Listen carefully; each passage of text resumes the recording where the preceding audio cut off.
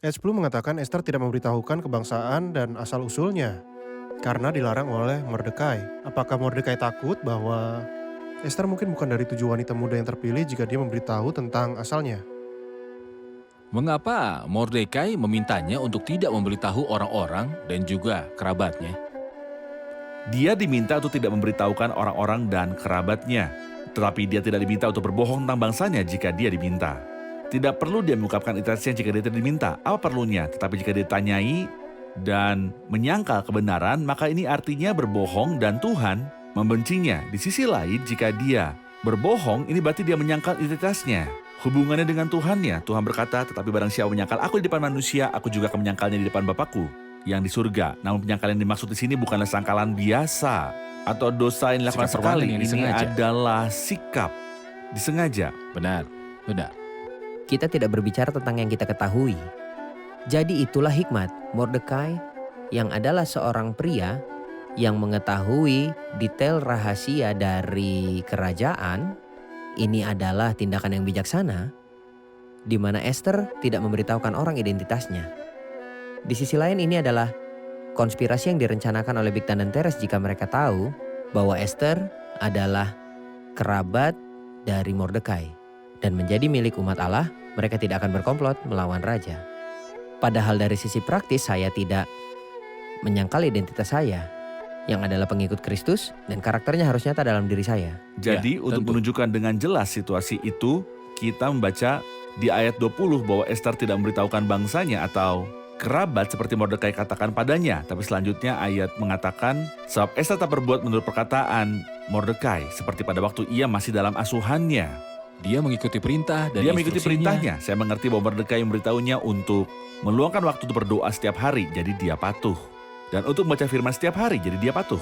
Dia mintanya untuk tidak melakukan ini dan itu dan dia menurut. Jadi dia tidak memberitahu orang-orangnya, tapi perilaku dan tindakannya bersaksi untuknya. Tepat. Seolah Mordekai menyuruh untuk membiarkan tindakannya berbicara keras tentang identitasnya. Baik. Saudara Fayez, saya ingin bertanya tentang namanya di ayat 7. Mordekai disebutkan pengasuh dari Hadasa, yakni Esther. Nama Hadasa dan Esther. Apakah akar dari kedua kata ini? Hadasa adalah nama Ibrani yang berarti kemangi, tapi Esther adalah nama Persia yang berarti bintang atau planet.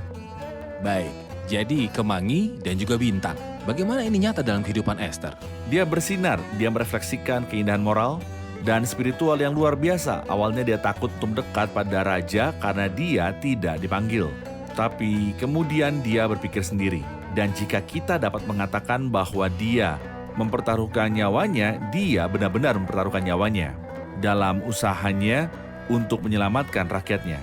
Tuhan dapat menciptakan bintang dari karakter lemah yang berada di bawah bayang-bayang. Tentu saja, Dia ia jadi berseri. bintang dari situasi. Saya suka memanggilnya gambaran gemerlap yang tercermin pada latar yang gelap. Ya. Ketika Roh Kudus mengambil gambar seperti seorang fotografer yang brilian, dia membuat latar belakang menjadi gelap, namun dia menonjolkan wajah orang yang dia potret.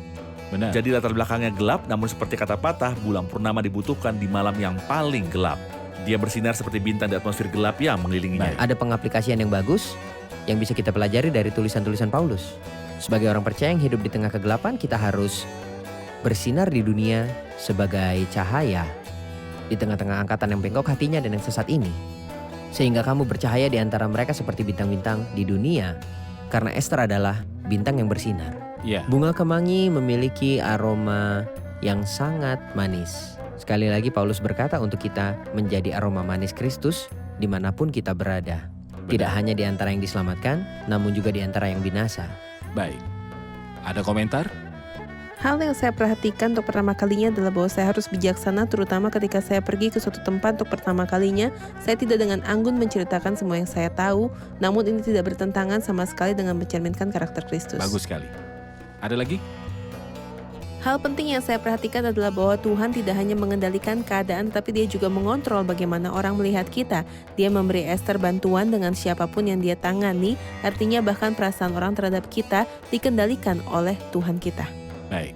Saudara Efraim ada tambahan? Saya terkesan dengan ketaatan Esther. Begitu juga situasinya maupun keadaan atau posisi bisa mengubah kepatuhannya.